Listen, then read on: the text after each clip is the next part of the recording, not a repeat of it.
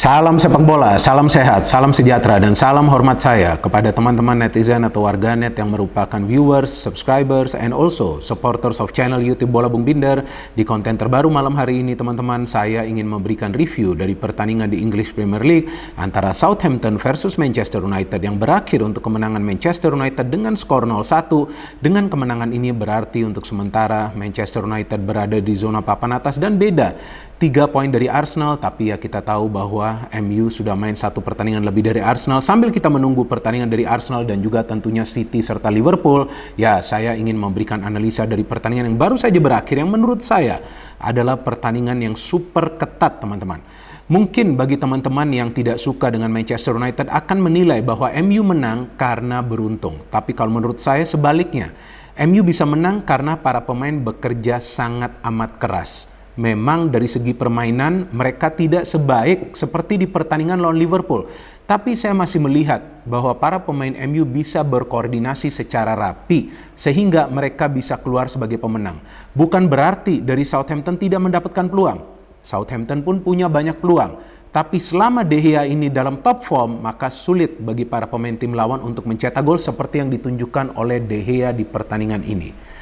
Itu satu save yang dia lakukan dari pemain Southampton, Joe Aribo, ya. Itu adalah save yang sangat krusial untuk menggagalkan upaya dari Southampton untuk menyamakan kedudukan, karena setelah MU unggul, terlihat para pemain dari Southampton mengandalkan high line of pressing dan mereka sempat mendominasi jalannya pertandingan, tapi hanya untuk 5 atau 10 menit. Kemudian lagi-lagi para pemain MU bisa lebih lama menguasai bola.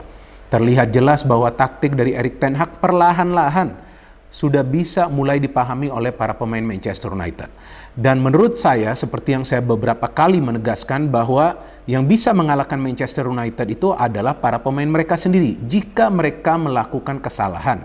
Dan hampir saja sih di pertandingan ini juga para pemain Southampton memanfaatkan kesalahan yang dilakukan oleh dua fullback dari Manchester United. Pertama, Malaysia di babak pertama ketika dia salah passing, diambil oleh Joe Aribo dan hampir saja dia mencetak gol, tapi bisa diblok oleh salah seorang pemain dari MU, saya gak ingat siapa, sehingga corner. Kemudian di babak kedua Dalot juga, ya, meskipun Dalot ini berperan besar dalam kemenangan MU karena dia bisa memberikan assist dan juga dia melakukan satu blocking tuh di garis gawang, ya, ketika pemain dari Southampton tuh Seko Mara, pemain pengganti itu melakukan tendangan akrobatik dan hampir saja menjebol gawang dari MU, tapi ada Dalot di sana padahal De Gea sudah out of position. Tapi dia juga ada melakukan kesalahan. Jadi intinya para pemain MU ini harus meminimalisir kesalahan. Jika mereka bisa menjalani sebuah pertandingan tanpa melakukan kesalahan sama sekali, maka menurut saya bahwa setiap pertandingannya akan bisa mereka menangkan. Ini saya berkata secara jujur, saya tidak bercanda atau tidak bluffing sama sekali, teman-teman. Ya, tapi lagi-lagi terlihat bahwa mereka tidak efisien di pertandingan ini. Karena sebetulnya dengan penguasaan bola yang mereka punya di babak pertama, seharusnya MU itu bisa menciptakan lebih banyak peluang yang berbahaya dan tentunya mencetak gol. Tapi dengan ball possession yang mereka punya, terutama di babak pertama yang begitu tinggi persentasenya, MU hanya bisa menciptakan beberapa peluang, itu pun serangkaian peluang dalam satu situasi secara bersamaan. Ketika itu ada peluang dari Elanga di shoot, bisa di save oleh penjaga gawang dari Southampton, kemudian usaha dari Bruno bisa diblok, dan kemudian juga usaha dari Eriksen bisa diblok. Selain itu gak banyak peluang yang berbahaya dari MU di babak pertama. Dalot hampir memberikan umpan, ya, kepada Bruno, tapi cukup tinggi bolanya sehingga tidak bisa disundul oleh Bruno. Tapi di babak kedua kita melihat ada perubahan dalam permainan dari Manchester United. Karena saya melihat bahwa para center back nih, ya, Varane dan juga Martinez lebih aktif terlibat dalam proses membangun serangan. Dan juga McTominay tampaknya juga diinstruksikan oleh Erik ten Hag untuk ikut maju.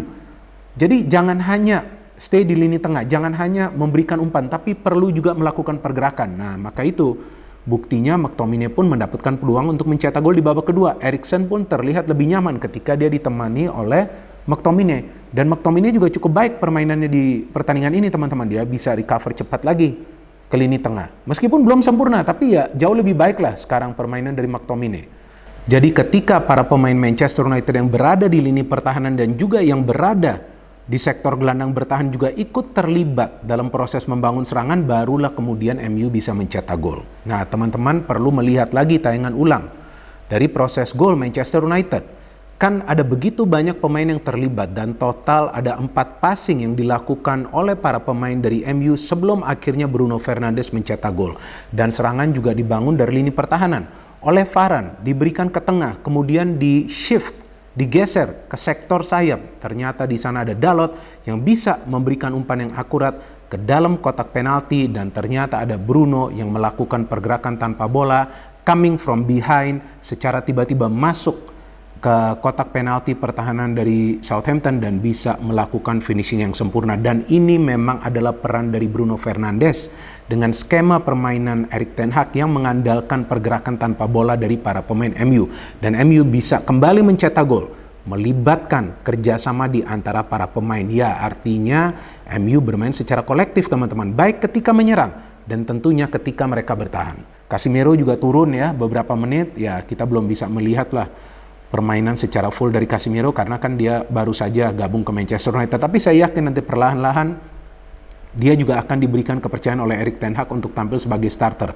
Karena sepertinya untuk di awal ini Erik ten Hag nggak mau melakukan banyak perubahan di starting lineup teman-teman. Buktinya di pertandingan ini dia tidak melakukan perubahan di lineup kan. Lineup ini adalah lineup yang sama yang lawan Liverpool. Dan terlihatlah para pemain ini sebetulnya dalam upaya mereka membangun serangan ini bagus, tapi seperti yang saya katakan tadi bahwa mereka tidak efisien. Efisien dalam arti apa? Efisien untuk menciptakan peluang dengan persentase ball possession yang begitu tinggi. Jadi ya terlihat para pemain MU itu ketika sudah mendekati kotak penalti pertahanan dari Southampton sering melakukan miss passing. Ada passing yang bisa diintercept oleh pemain dari Southampton, ada juga passing-passing yang tidak akurat di dalam kotak penalti pertahanan dari Southampton. Tapi itu tentunya berubah di babak kedua. Terlihat para pemain dari MU itu mengandalkan high pressing, melibatkan semua pemain dalam proses membangun serangan. Karena terlihat jelas bahwa Erik ten Hag ingin MU menang di pertandingan ini.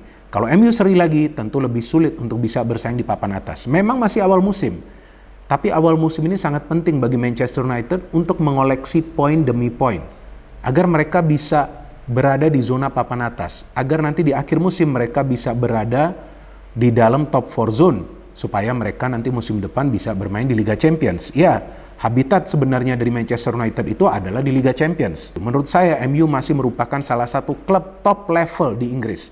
Ya bahwasannya sekarang performance mereka lagi drop, ya tapi tentu mereka punya harapan untuk bangkit sekarang dengan Erik ten Hag. Dalam pergantian pemain saya melihat bahwa pelatih ini jenius banget karena dia menarik beberapa pemain yang memang terlihat bahwa performance-nya tidak sebaik seperti di pertandingan lawan Liverpool. Dan itu saya melihat ada di Jadon Sancho, sehingga Sancho ditarik keluar karena Sancho terlihat terlalu individualistis di pertandingan ini, terlalu individual lah permainannya, sehingga dia perlu ditarik keluar dan Ronaldo yang masuk.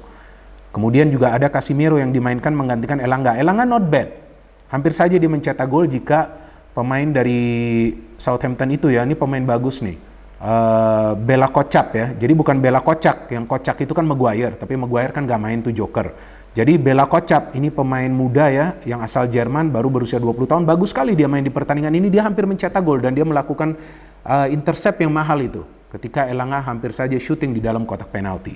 Jadi dari lineup Southampton ini hanya satu perubahan yang dilakukan oleh pelatih mereka, Ralph Hasenhuttl, yakni memainkan Che Adams dan bukan Sekou Mara, yang akhirnya Sekou Mara masuk sebagai pemain pengganti yang tadi telah saya katakan hampir saja mencetak gol. Overall memang ini juga bukan pertandingan yang buruk dari Southampton karena mereka menciptakan banyak peluang juga. Tapi ya kita melihat mereka agak gampang juga menciptakan peluang-peluang yang berbahaya karena Martinez dan juga Varane. Ini menurut saya duet center back yang terbaik bagi Manchester United untuk saat ini. Duet LV, Lisandro dan juga Varane. Bagus sekali teman-teman di center back. Jadi bagus juga nih Erik ten Hag kembali mencadangkan Harry Maguire. Tampaknya itulah posisi ideal dari Harry Maguire. Kalau dia main, kemungkinan besar juga MU akan ngelawak lagi di lini pertahanan ya. Tapi selama para pemain MU ini tidak melakukan kesalahan di lini pertahanan, terutama ketika para pemain tim lawan itu berada mendekati kotak penalti pertahanan MU, maka akan safe-safe saja. Walaupun tetap diperlukan form dari De Gea, dan De Gea menunjukkan dia masih salah satu penjaga gawang terbaik di Premier League saat ini teman-teman. What a save dia lakukan itu kan dari heading. Pemain dari Southampton itu Aribo, itu krusial banget. Kalau Southampton menyamakan kedudukan bisa berbeda jalannya pertandingan. Dan kemudian ada juga pergantian yang dia melakukan, Erik ten Hag memainkan Casemiro cukup baik performa dari Casemiro walaupun hanya beberapa menit ya dia main, tapi ya saya pikir gak akan langsung lah dia diberikan kesempatan untuk tampil secara full. Dan Fred juga masuk, Fred menggantikan Eriksen, tapi gak lama dia masuk sudah foul, jadi ngeri juga ini pemain ya, kayaknya kalau dimainkan dari awal sepertinya 11-12 juga ya dengan Maguire. Tapi kita gak tahu nanti jika dia sudah ditampilkan bersama Casemiro di lineup, mungkin saja akan membaik performance-nya. So this is a well-deserved win from Manchester United. Oh ya, ada handsball juga sebetulnya dari McTominay ya di dalam kotak penalti, tapi saya pikir wasit di lapangan dan juga wasit di VAR itu nggak kasih penalti karena itu kan bola pantulan ya. Jadi terkena Che Adams dulu baru terkena tangan dari McTominay. Kalau menurut saya sih seperti itu ya, nanti kita tunggu penjelasannya secara rinci, kan bisa juga nanti saya salah. Tapi menurut saya karena itu bola pantulan ya, maka itu gak dikasih penalti, dan ya tentu gak disengaja kan oleh McTominay, dan juga ada tackling keras dilakukan oleh Martinez tapi juga gak dianggap penalti. Dan menurut saya ya perlu juga ya Martinez bermain keras ya, sehingga dia sulit banget untuk dilewati di pertandingan ini. Dan lagi-lagi Varane bermain baik ya, jadi kan terbukti apa yang saya katakan beberapa kali musim lalu juga. Karena adanya pelawak itulah Joker Maguire, maka itu form dari Varane itu tidak begitu baik musim lalu. Nah sekarang kita harapkan dengan adanya Casemiro ya, yang bisa ditemani oleh Eriksen atau juga McTominay, ya lini tengah dari Manchester United akan semakin solid untuk bisa menahan gempuran dari para pemain tim lawan, dan juga ketika para pemain tim lawan itu membangun counter attack, itu sangat penting teman-teman. Dan Ronaldo masuk, not bad performance-nya, tapi nggak tahu kenapa nih saya ngelihatnya sih kayak formnya menurun ya, kayak dia akselerasinya nggak seperti musim lalu, dan juga tuh waktu counter tuh dia tampak kesulitan untuk membagi bola. Kalau nggak tuh di menit terakhir tuh udah injury time, kalau counternya rapi bisa jadi MU mencetak 2 gol ya di pertandingan ini. Tapi ya yang penting kan 3 poin. So well done for Manchester United, and of course Erik ten Hag luar biasa pelatih ini, dia tahu apa yang perlu dia lakukan, dan MU menang lagi. Perjalanan masih sangat jauh, perjuangan akan semakin berat, tapi paling tidak MU sudah on the right track. Kita tunggu nanti pertandingan selanjutnya dari Manchester United, dan saya juga lagi menunggu kick-off dari Arsenal lawan Fulham. Ya, jika teman-teman fans dari MU sudah senang dengan kemenangan MU, saya harapkan nanti saya juga bisa terlibat dalam euforia seperti kalian, karena saya menunggu nanti pertandingan dari Arsenal, dan saya harapkan mereka juga bisa menang agar ya mereka juga bersaing di papan atas. No hate, no politics, only football. Salam sepak bola.